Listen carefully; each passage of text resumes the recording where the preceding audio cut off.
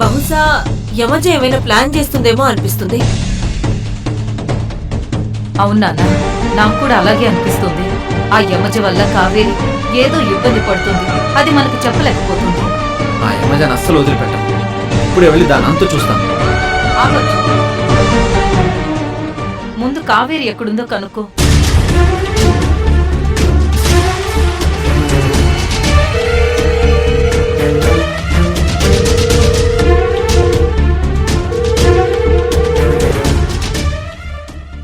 Kaveri call lift చేయడం లేదమ్మా.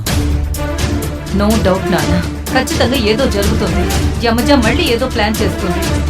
నేను ఇప్పుడే వెళ్ళి కావేరి ఎక్కడున్నా తీసుకొస్తాను. ఆ యమజను మాత్రం వదిలిపెట్టను.